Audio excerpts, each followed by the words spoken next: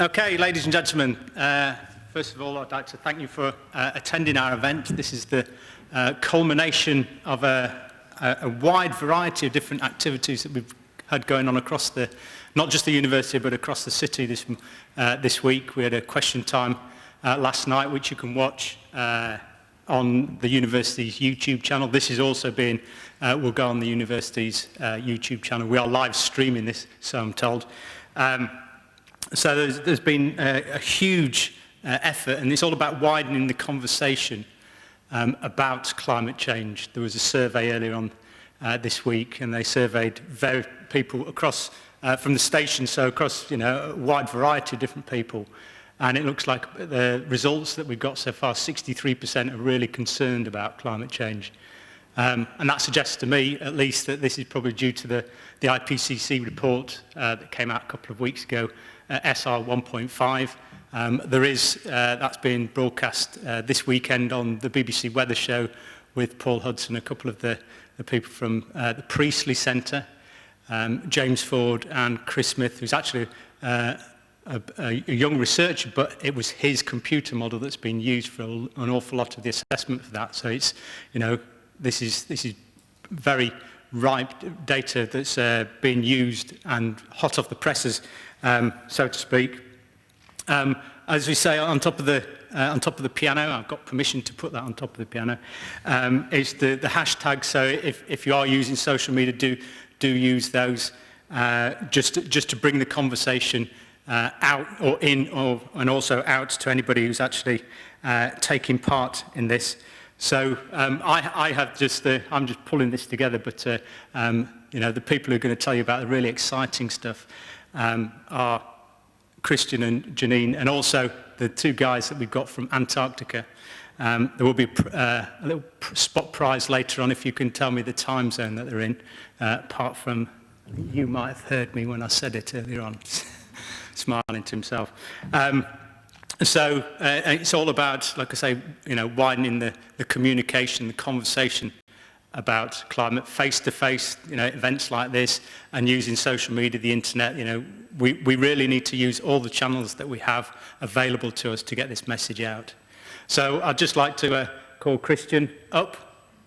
So Christian Barents, he works in the same department. Both Janine and Christian work in the same department as me at the university in Earth and Environment, and he's going to tell you about his project in Antarctic or Arctic sea ice.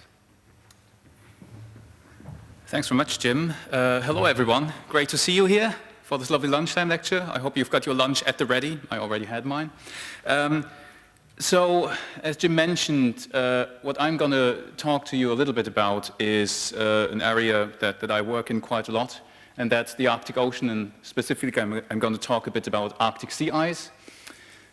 Just to orient you a little bit, this is the Arctic Ocean. This is the way we typically look at it. The North Pole is in the middle, and the UK is somewhere down here, so really not very far away from the Arctic Ocean. I think the UK pictures itself as the northernmost non-Arctic state, which means we're fairly close to the Arctic. A lot of the work I do is on the ocean, so we need research ships, and this is the one that we've been using last summer and this summer, the James Clark Ross by the British Antarctic Survey. And I've also been on this German icebreaker, Polar Stern here, and this is just to show you that the Arctic Ocean really can be completely ice-covered, and you can even play football on there. Now, just to bore you with a couple of graphs, these are the things that you often see in association with sea ice and sea ice decline. I just want to guide you through a couple of fundamental concepts regarding sea ice in the Arctic. So when people talk about the Arctic might be ice-free by 2050, what people talk about is the ice extent in summer. So Arctic minimum sea ice extent is typically around the months of September and October. This is this year. And maximum is roughly around April. And you can see that throughout, well, ever since we had good satellite records of sea ice extent, so that's 1979, you can see sea ice hasn't only declined in summertime, it has only declined in wintertime, so there was less sea ice forming on average in the Arctic, pretty much every single year since 1979. Another important thing is that some people say, well, it's not constantly declining. That's correct. You see a graph here, again, since 1979 to 2018. There is quite a lot of ups and downs in the annual average sea ice extent, but if you average that out, you can see a fairly linear trend of sea ice decreasing. And so there is natural variability, definitely. There is also natural variability in terms of different parts of the Arctic Ocean, because it's a big ocean and different areas look very differently. And the sea ice distribution in any part of the Arctic Ocean really depends very strongly on the current regime and on the wind patterns that prevail during that time of the year. And this is just to show you very quickly an area that we work in, that's the Barents Sea. So this is Svalbard, belongs to Norway, lovely polar bears here.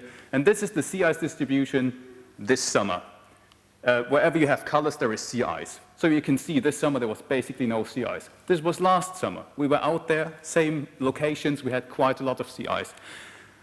Now, climate change advocates might say, okay, we have a very clear and very drastic reduction in sea ice from one year to the next. There's hardly any sea ice in the Barents Sea during the same time of year.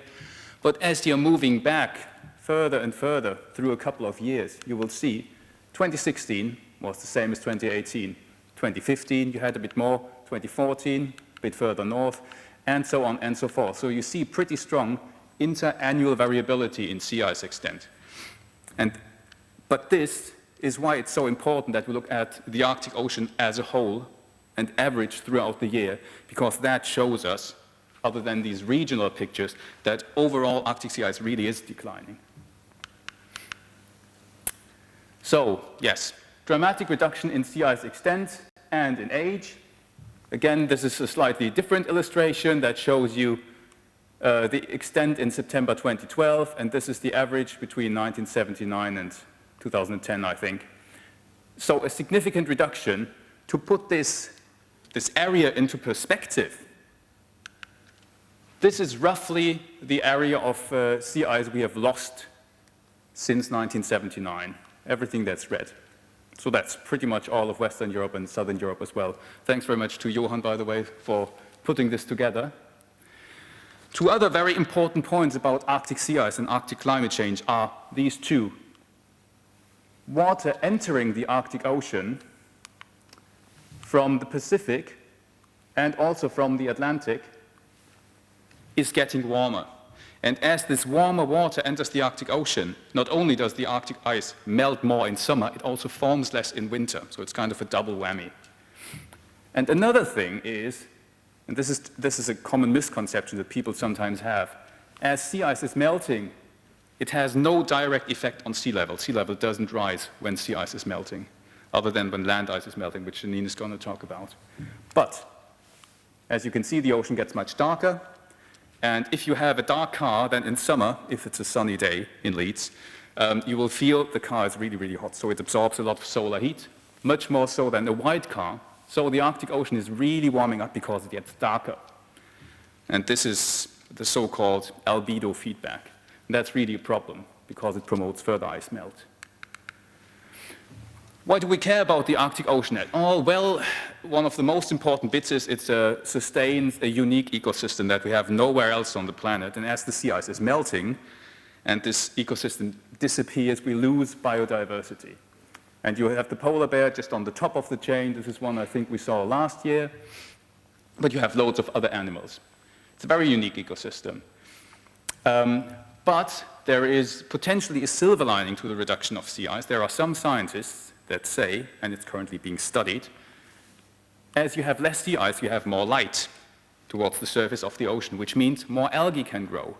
Algae draw down CO2 from the atmosphere, and that's a good thing. So it's possible that the Arctic Ocean might, over the next years and decades, draw down more CO2 from the atmosphere and have kind of a negative feedback effect on global warming. Other reasons why we are interested in the Arctic Ocean from a more economic point of view is shipping routes. As the Arctic Ocean becomes ice-free, getting a sushi roll from Japan all the way to the UK is much, much quicker if you just go through the Northeast Passage along the Siberian coast here. So, for logistical reasons, it's people are really interested in that. Then there is lots of oil and gas in the Arctic Ocean, and this is by the US Geological Survey. Everything that's green is areas where there are undiscovered but suspected oil resources. So the oil companies are really interested in this. And last but not least, again, this is the Barents Sea, an area we are studying. This is the distribution of fish species in 2004 and in 2012, and you can see the Atlantic fishes, for example, cod, have really expanded their range all the way into the central Barents Sea, and the Arctic fishes have really been pushed out into the open ocean, which really isn't their ecosystem. So this area of the Barents Sea, for example, that has never been fished before, is now intensively being fished by Norwegian and Russian trawlers. So the fisheries industry is also interested in this. So as a whole, you can say that the Arctic Ocean is more and more transforming into any other ocean on Earth. So it's being extensively used by humans, the resources are being exploited, it's being polluted, and this is why we're so worried about what's happening at the moment. And it's not just us as researchers being worried. The UK government, and specifically the Natural Environmental Research Council, NERC, they are very concerned about the changing Arctic Ocean, and they're currently funding a new big research program. It's called the Changing Arctic Ocean, or CAO. There's a website if you're interested. There's lots of important information and interesting information. We have, I think, in total 17 projects now that study all different aspects of the Arctic Ocean. And the project that we are working on is called the CHAOS Project, the Changing Arctic Ocean Seafloor. As you can see here, we love to dig around in mud, and I won't go into detail why we do that. If you're interested later on, I'm happy to answer some questions. And last but not least, the UK government is currently building a new research icebreaker, the Sir David Attenborough. It used to be known by a different name that I'm not allowed to mention here. But it's being built in the UK, in Liverpool, and I think it's already a bit further than that, and I think it's going to go to sea for the first time in early 2019. So that's a great thing. So overall, you can probably summarize that the Arctic Ocean is changing dramatically at the moment, but in ways that we still do not fully understand, and this is why we are doing the type of research we are doing. We know that sea ice is retreating and the ecosystems will change. That might have a silver lining. The Arctic Ocean might become a more important sink for atmospheric CO2 over time. But again, this is something we have to look into, and look into fast, because the changes we are seeing are happening very fast. And that's me. Thank you.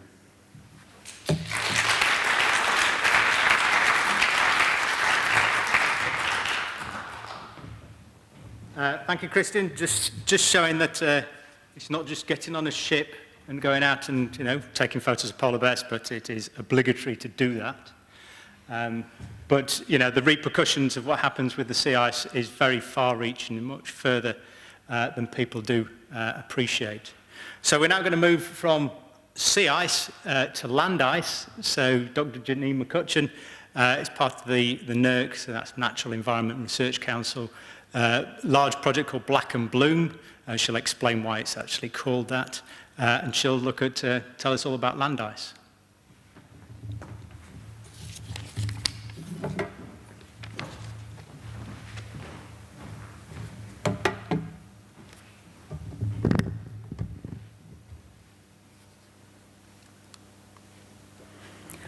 Okay, so great. Thanks for that, Jim.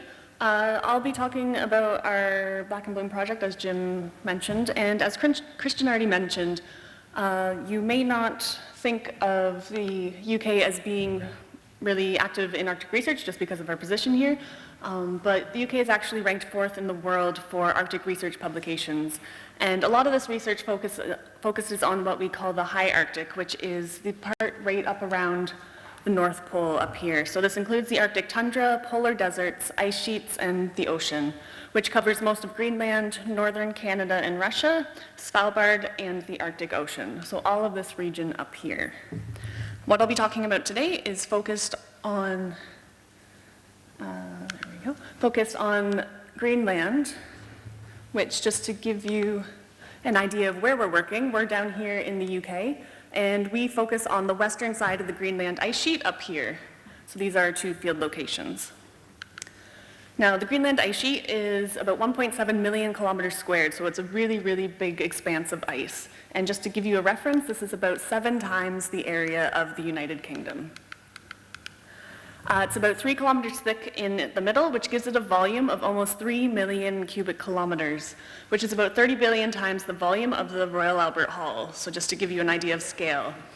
So this is a really massive lump of ice, and the problem with this ice is that it is melting. And melting of the Greenland ice sheet is contributing to sea level rise at a rate of 3 millimeters per year.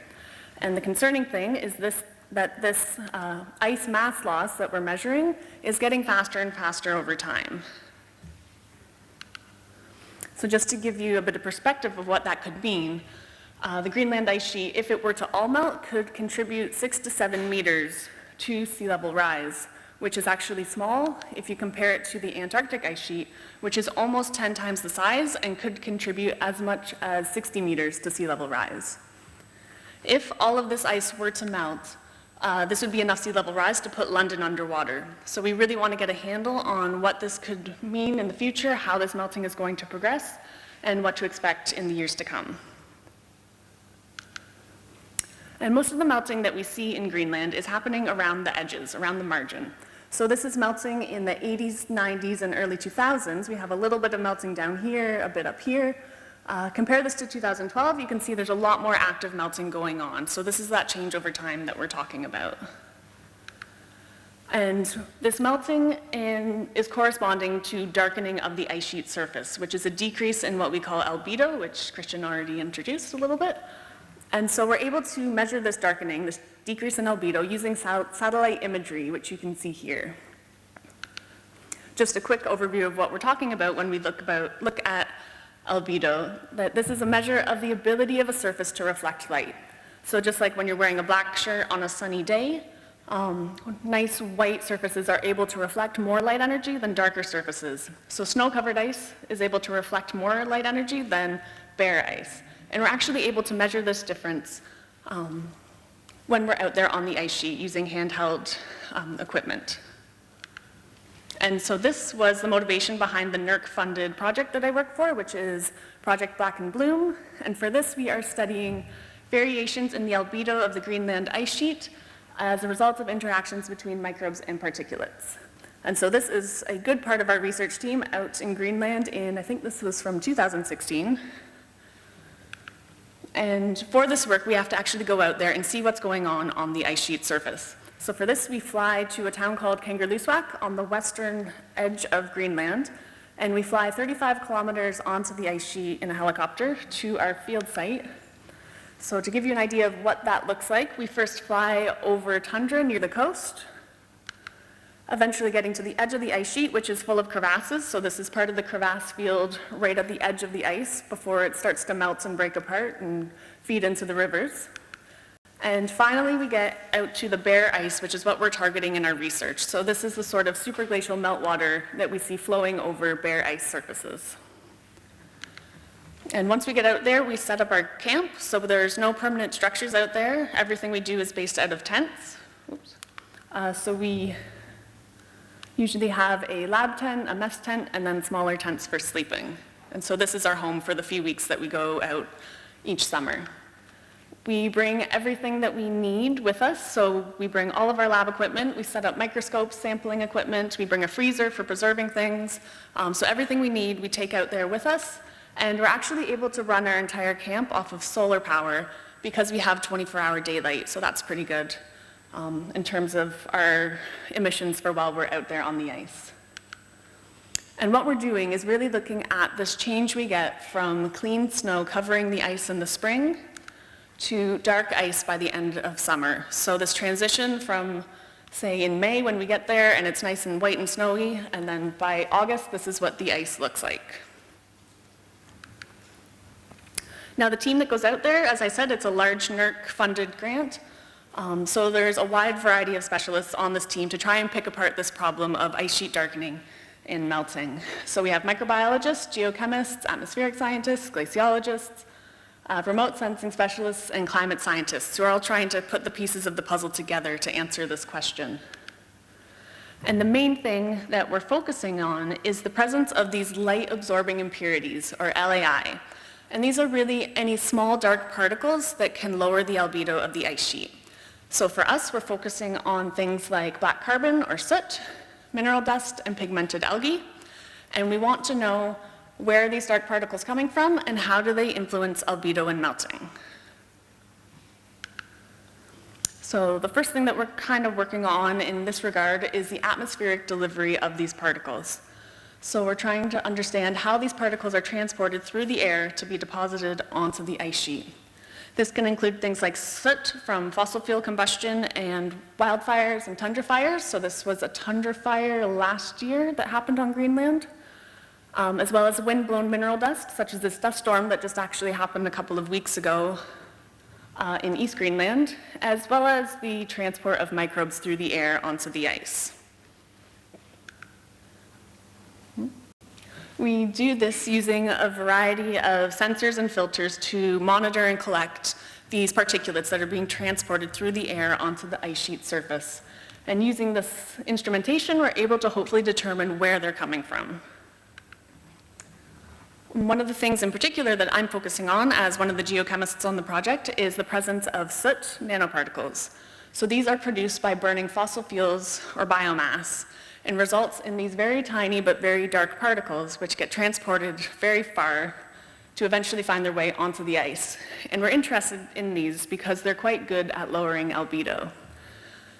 They're able to do this even though they are quite tiny, so they're about 3,000 times smaller than the width of a human hair. So in order to do this, we have to look at them with a special microscope, which we use down at the Diamond Light Source, which is a synchrotron near Didcot. And this light is special because synchrotron light is 10 billion times brighter than the sun, so it's able to look at really, really small structures.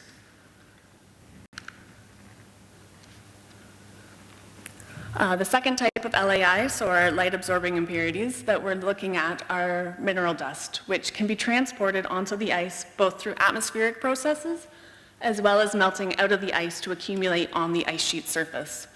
And we know that by mass, about 95% of the stuff that we're finding on the ice, the stuff that's making the ice dark, is mineral dust. So we want to understand a little bit more about what this component is made of. So we're doing things like measuring the grain size to understand how did this mineral dust come onto the ice, the mineralogy to help understand the source, and the chemistry to see if they could possibly provide nutrients for things such as the ice algae that we see growing on the ice. So these are the sorts of questions we're hoping to answer over the next couple of years. And all of this feeds into our final type of LAI, which are these ice algae that we see growing on the ice. So these algae bloom on the surface of the ice the same way that we get algal blooms in the ocean.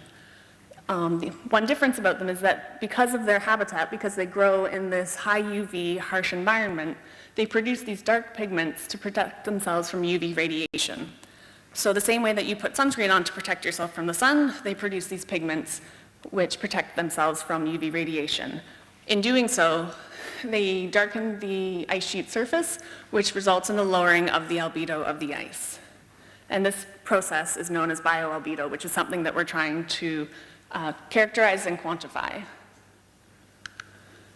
And what we're seeing is that this decrease in albedo has a positive feedback between algal growth and melting. So if this is our albedo that we're able to measure out on the ice, we have our nice clean snow, which is quite white and reflective, so it has a high albedo. The cleaner ice is a little bit darker, so it absorbs a little bit more energy, not quite as high. And finally, the high algal biomass ice, which contains these algal blooms, is much darker and has a lower albedo. So we have this algal growth resulting in an albedo reduction, which causes melting, which produces liquid water, so on and so forth, in this positive feedback. And this process will become increasingly important as we have warmer, longer summers, which is when these ice algae are active. So with this, something that we're trying to get a better handle on is what controls the growth of these ice algae. What do they need in terms of nutrients, and do the presence of mineral dust and so on have any contributing factors or controls on the growth of these algal blooms? And all of this will come together to hopefully understand how this process contributes to sea level rise. And so with this, we're hoping that we can take what we're studying on the ice on the ground and match it with the albedo measurements we're able to do on the ground, as well as using drone flights, and match this up to the satellite data that we're collecting on a much larger scale. And together we can hopefully put all of this together to understand how this process and how bioalbedo is contributing to melting, which will directly inform sea level rise forecasting and climate modeling in the future. Thank you.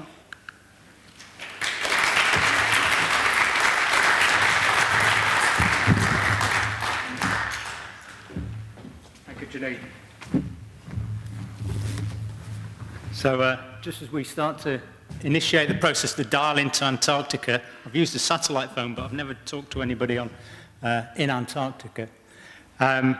Just to think about what we've just seen, I always say to people, you know, what we're doing, think about it as a jigsaw.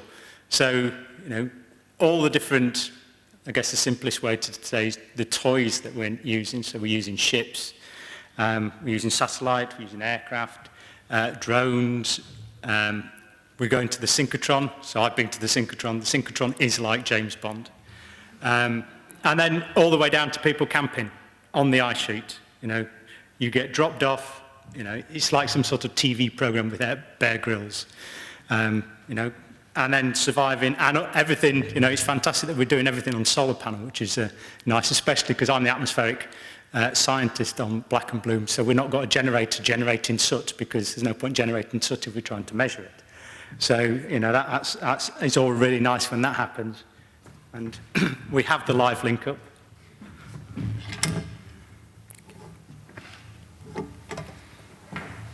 Okay.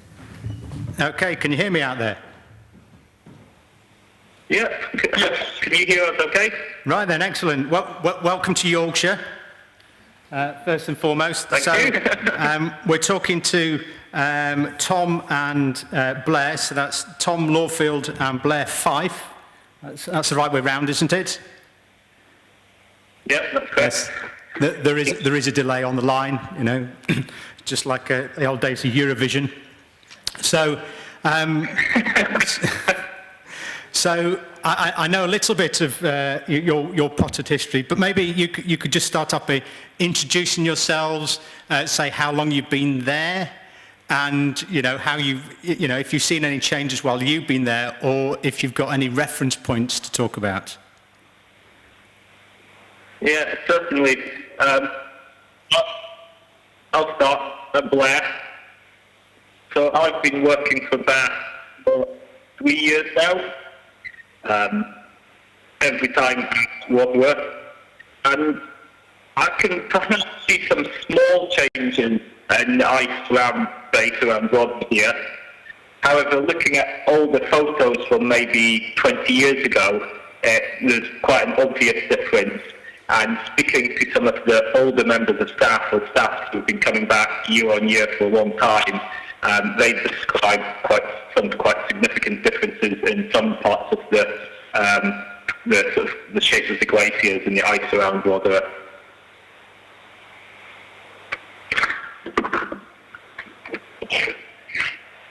And I'm Tom, and my role is as a field guide down here as well. I'm an outdoor instructor back in the UK, and then I've been based here for the last year, working out of Roder and on science and field projects elsewhere on the continent.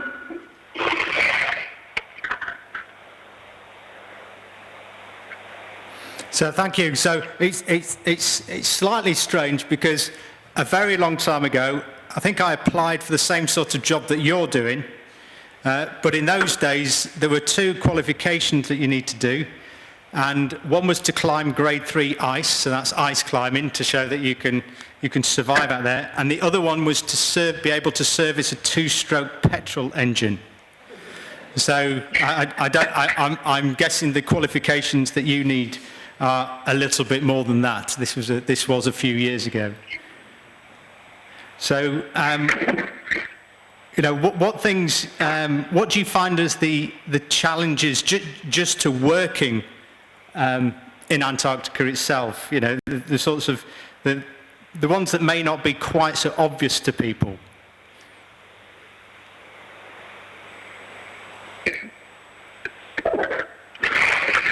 So, challenge-wise, our main responsibility here is a safety role. So we're looking after people on base and in the field. But the challenge is really a kind of the environment that we're in. So the weather and the kind of environmental conditions, so the crevasses and so on that we have to keep people from falling into. There's also the challenges of the distance and equipment. So if you're out in the field and, for example, something breaks, you can't just flip down to a shop to get it repaired or mended. So it can be quite challenging trying to keep equipment going, or if it breaks, get it fixed with minimal amount of facilities and resources. So I guess it's like, because I've done a fair amount of field work, it's sort of the MacGyver skills, being able to sort of look around and what you've got around you to fix things, because like you say, you don't have a B&Q, or you can't just get in touch with your workshops to get things fixed. But I can appreciate, having been there myself, that when you do overcome these challenges, there is a very warm feeling, and you can't, no better place to have a warm feeling anyway. So yeah, it's quite satisfying when you do a project and it all goes well and things work out. In the field, we use pyramid tents that are nice and warm. So it's actually quite nice to get into your sleeping bag at the end of a hard day, get the tilly lamp on, and warm the place up. Yeah, we've just seen the pyramid tents. So I've got a question for you. Have you been overwintering this year then? Yeah, so both of us have overwintered. This was my second winter, and it was Tom's first winter. Right, because we were warned, because it's the beginning of the summer season. Don't forget they're in the southern hemisphere. So lots and lots of people are arriving at Rotherham. So the connection back to the UK is very much challenged, because what's the first thing people do when they get off the aircraft arriving at Rotherham? Straight on Instagram. So we are competing for the bandwidth with all your new visitors who are arriving today. So I think we're touch wood, we're doing well so far. And just on the challenges, do you have any, there's sort of, because there's always high points and low points, and you said about the high points being when projects have, you've gone out and done some samplings and the projects have worked. But do you have any examples of the high points or the low points that you might, allow people to understand just the hostile but absolutely incredible and beautiful environment you're working in? Yeah, it's quite a unique environment, and I guess the high points are travelling through it on when you've got good weather, things are going well, and you're out either with the planes or perhaps skidoos and sledges driving around through the mountains, and that's great. But equally, sometimes the weather can come in and you can get stuck in your pyramid tent for days with not very much to do, just waiting for the weather to clear up so that you can either travel out or so that a plane can come and fetch you, and that can be quite frustrating. And I guess life revolves very much around food. I know it does when I'm on field work. Yeah, there's fair discussions of foods and the different types of foods that we take, and different field guys probably take quite different things food-wise into the field.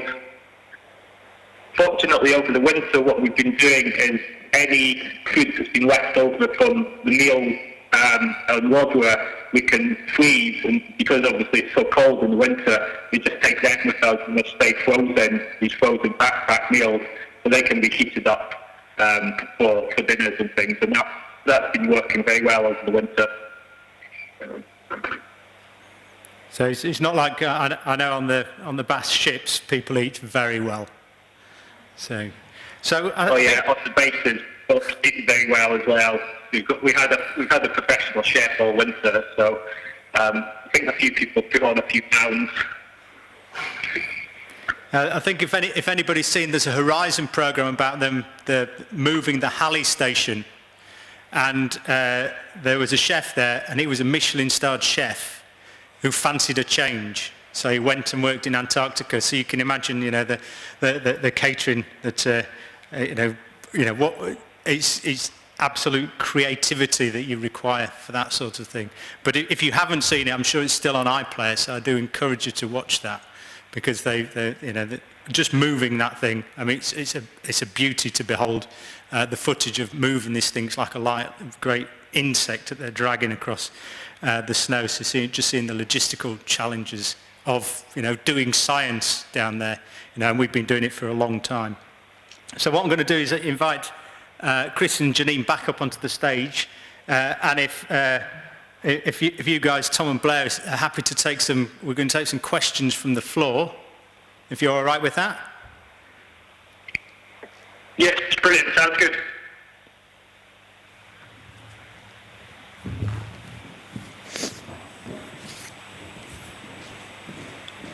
Is this on? Yeah.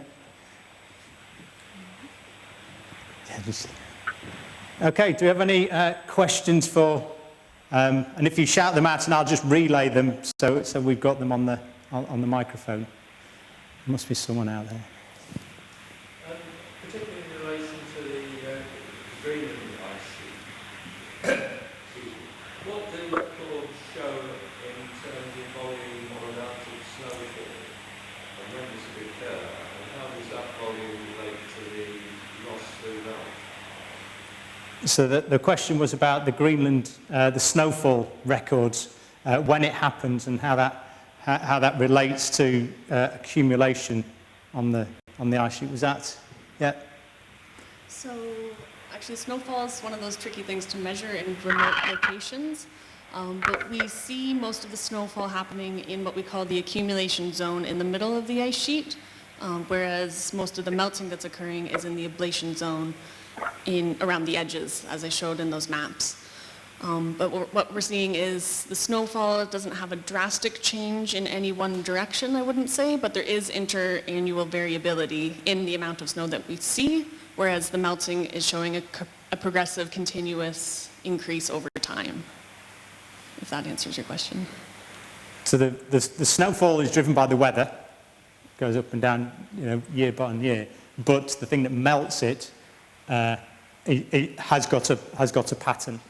So I think that's a reasonable way, and it's different from weather and climate, I guess, which is something that a lot of people don't. I was wondering how what were they called, the IIs got recovered. Yeah, so they do get covered, and it's when they get revealed, and they can have some snow on top and still have a darkening effect, and sometimes you can have a weather event, so you suddenly get some warm, and it does melt quite quickly, but overall it's melting sooner. So the first time we went, we tried to it's trying to predict, because you're trying to organise a helicopter and move people around, and then you've got to factor in when the snow's going to be there or not going to be there. So that's one of the huge challenges. We can do all sorts of things. We have all these fantastic toys, but we're still very much reliant on the weather. But so we went, the first year we went and camped on bare ice. And then the second year we went for what's called the snow slush transition. So which can be quite challenging, because this stuff can go off like a mudslide, and if you're camping on it, it just takes the tents away with you. So we were very careful to pick a location. And we managed to pick a good location, so we didn't have to move the camp rapidly or anything like that. But again, it's like Janine said, the snowfall is much more of a weather sort of pattern, but the you know, the melting and how quick it happens and things like that has got a longer term signal. I mean, there's more water in the atmosphere, so, you know, globally, so when it does snow, there's more snow going down, but it melts quicker. Yeah, clearly the IPCC report is looking at the impacts of 1.5 against 2. In your particular field, what are the future projections for warming of 1.5 to potentially up to 3 to 4 degrees? Well, I think for the Arctic in general, there are these interesting figures being put out these days, and I think they're in the report as well. They're basically bar charts, and I think they show what the likelihood is that a environmental threshold will be crossed under a certain warming scenario. And I think for the Arctic, specifically for the sea ice, but then also for melting of circumarctic permafrost, I think the suggestion is that there will already be a significant effect even under just 1.5 degrees of warming. So I don't think this 1.5 degrees prevents absolutely everything from happening. And the Arctic is just an area that's changing very quickly, and it's changing much quicker than other parts of the planet. So I think there, 1.5 degrees, to be honest, is already pushing it. Yeah, I mean, you just have to, there's plenty of pictures of all these different locations showing that happening. So, because, you know, like Christian says, the effect on the Arctic, or the polar regions, is much quicker, and they talk about, you know, being the climate barometer and things like that, just because it's so sensitive. So, you know, the difference between, I mean, my take on it, I'm not a climate scientist, I think about things on the smaller scale, but, you know, the difference between 1.5 and 2 in the Arctic is probably less than the rest of the globe, you know, the implications for other places, because a lot of that, I think, in the Arctic regions, we're past that level of sensitivity. So, I mean, that sounds a little bit potentially negative, and you know, but that would be my take on it, because we've already seen such huge changes. You know, they're very, very visible. You know, so whereas the 1.5 and the 2 is more for, I mean, these things generally are written for politicians, so they'll actually sit up and pay attention. So, or, you know, that may be a slightly cynical view, but yeah, like I say, it's more about, you know, the centres of population and the more the areas of the planet that we haven't already started having this huge impact, and the Arctic is one of those. Don't know if that.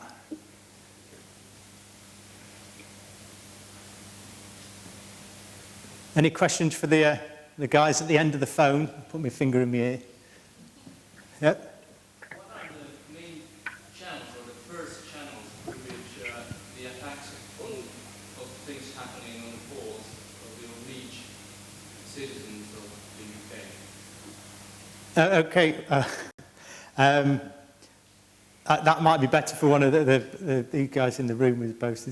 So I'm not even originally from the UK. So. But I still do care. Yes, I do care. Yes. I love this country. Well, and to be honest, that was a question I almost wanted to ask you, because there has been, I think there has been a lot of discussion about the effects of changing Arctic sea ice cover, for example, on mid-latitude weather patterns.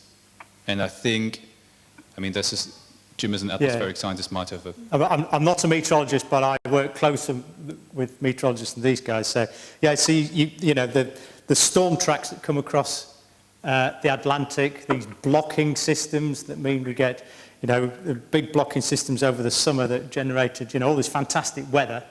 Thankfully, we didn't have a drought because of, you know, it being much wetter spring. So that's the repercussions of this sort of trickle down. People like to use the phrase teleconnection, which sounds a bit sort of Star Wars, but you know, it's how, you know, it's you know, the long range effect of these, you know, coming down into the mid latitudes where we are, and you know, some of that effect is it's just moving where the jet stream is, and you'll see it, you'll see it on weather forecasts. You'll see this sort of curve, and it just moves backwards and forwards. And as it does go backwards and forwards, it pushes either high pressure systems away from the UK back to Europe, or as it recedes across the Atlantic, then it opens up that zone, and we can get some high pressure systems from Europe. And high pressure systems generally mean blue skies, nice weather, warmer weather, and things like that. So, and that's one of the signals that I think people are getting pretty, relatively confident. But we can't. One danger is saying that one specific weather event is due to climate change, and that's what a lot of people jump on. They say, oh, you know about this sort of thing. Is that climate change? It's not. But the fact that these things are happening and happening more frequently, I would say that's a climate signal. But it's not a specific, specific events. It's just weather. In the UK, if you're not talking about weather, you're talking about football, or maybe you're talking about Strictly or something like that. But because we have such a range of weather in this country, it's very difficult to say that a specific weather event. And I think hopefully people in this room will understand that. But more and more, that's the question that people are always asking, and it's not. One specific weather event is not climate, but the same weather event happening over and over again and getting more extreme, that's a pattern, that's climate. Well, the guys there from Antarctica, are those two systems deteriorating, for want of a better word, relatively in parallel with each other, or are there significant differences between what's happening in the north and what's happening in the south? Well, let me try. Is Tom and Blair there? Yeah, yeah. So, chucking you in at the deep end, but I guess you've been talking to a variety of people, some of whom might have been over the years to both Antarctica and the Arctic. So the question was whether the changes in the Antarctic and the Arctic are sort of happening in parallel with each other. Do you have any comments on that?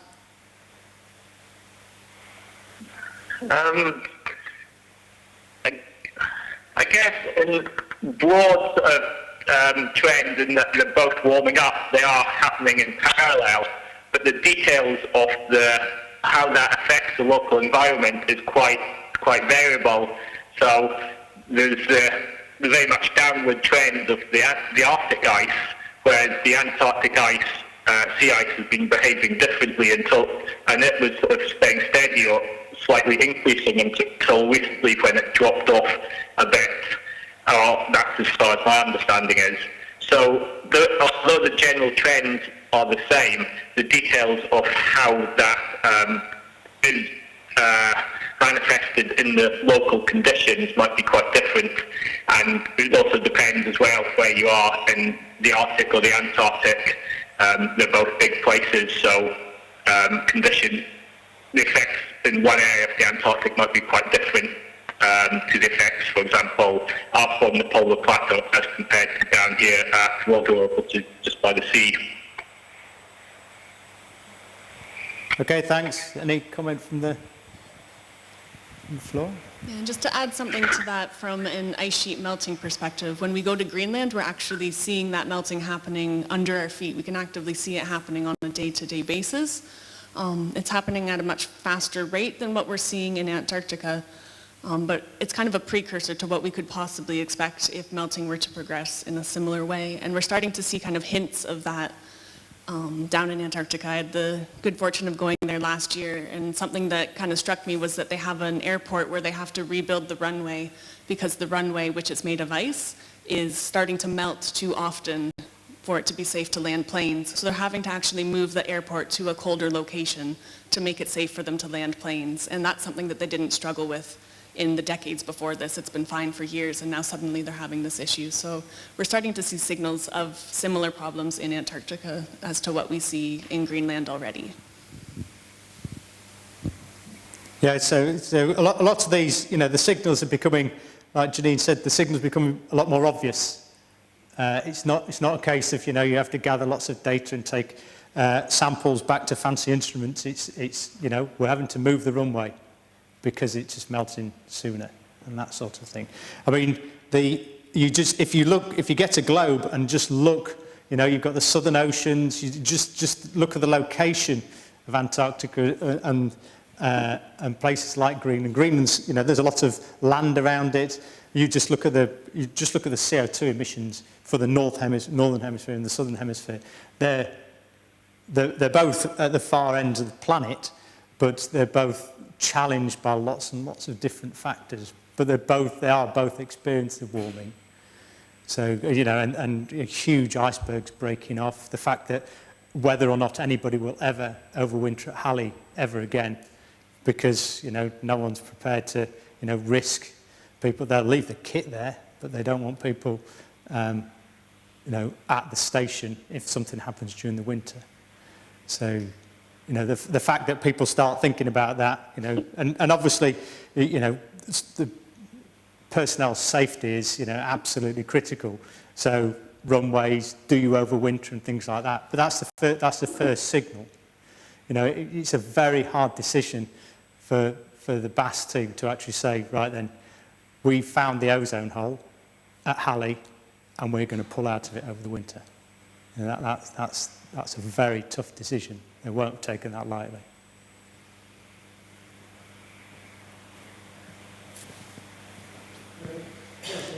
Let's start with an apology. I misread the timetable on Mr. Buss and I've missed or checked the last speaker, and it's possible that my first question could have been answered. I was terrified by an item in the news, I think it was only The Guardian in the Financial Times, who bothered to notice it, that a whole ocean-sized block of air had shifted from the Arctic Ocean onto Siberia. So that one was 20 degrees warmer than it should, the other was 20 degrees colder than it should be. And possibly that question is better, but I do actually come here with an agenda. I was instrumental in helping to form the Green Party, which was formed in response to the Mr. Grove study that said we've got to get away from economic growth or we should trust the planet. Oddly enough, the Mr. Grove study missed climate change. They didn't recognise that. It has nevertheless been an immense problem, an obvious problem, for at least 2, possibly 3 decades. I am not a scientist. I am more interested in the reasons why the obvious is being missed and what could be done about it once people realise, for example, that this is a greater threat to everybody in this room than the Nazis were in 1940. People are still talking about, you know, extreme dancing, you know. So I have a card here, it's cliveroad.wordpress.com. Anybody wants my card, I've got about half a dozen of them. So please, anyway, if you can answer my question right now, please. Yeah, so that was about a recent block of heat moving across between Siberia and the Arctic. Is that correct? Yes. Yeah. In fact, this was obviously one of the first signs of serious climate change. Yeah, I mean, you know, these are sort of meteorological phenomena, but you know, it's another example of these extreme events that are becoming more and more common. So you do get these quite short-lived warming events over places like Greenland, you know, and now we've got all these observatories with, you know, long-term data sets that we've seen this happening. So, you know, I think this is another example of one of these sort of extreme weather events. If you sat in a place and for long enough, it would happen, but they're just happening more often now because of climate change. It's like the Thames Barrier. If you look at the times they closed the Thames Barrier since it was put in place, it's just increased and increased and increased. You know, and that's another pattern. There's something happening to the planet. You know, and you know, as far as people caring about climate, you know, I think one problem is, you know, the people want stuff. You know, they want their, you know, toys and IT and things like that, and we're just exporting emissions to China. I don't want to get into a big political debate, but that's one thing. Everybody's, you know, focused on stuff, and you know, sadly, money talks still. You know, so you've got you know, the petrochemical industry in the States and things like that, and they have a very, very large voice in Congress. So that's what we're battling against, I'm afraid. But you know, I think that, you know, the tide is beginning to turn. There's more and more people. You just have to look at the you know, the results from the questionnaire. We had a questionnaire this week, you know, and it's 63% of the people asked in Leeds were concerned, really concerned about climate change now, which is a big jump from, you know, the general perception. You know, people really are beginning to care about it, and that's through things like the IPCC, because, you know, that was when the report came out. It was the leading news story on the Today programme on the morning that happened. You know, that was, you know, the BBC were leading it as their major news story. So. So with that, I'd like to thank you guys for all turning up and asking you know, questions, you know, making us think about it. I'd like to go all the way down south to Tom and Blair and thank them very much for calling in. And they're 4 hours behind. They're on Argentinian time there, so you can go and have your breakfast now. And I'd like to thank Christian and Janine as well. Okay, thank you very much. Okay. And finally, this is just been passed to me. There is an exhibition on Tuesday next week called The Matter of the Soul, and that's back here, and that's at 7:45, and that's Kat Aston, who's an environmental artist who's working with the University of Leeds. And what she's done is she's taken out and made environmental measurements but turned them into sound. So this is sort of an environmental installation art piece, and you're more than welcome to come to that next Tuesday. Okay? Thank you very much.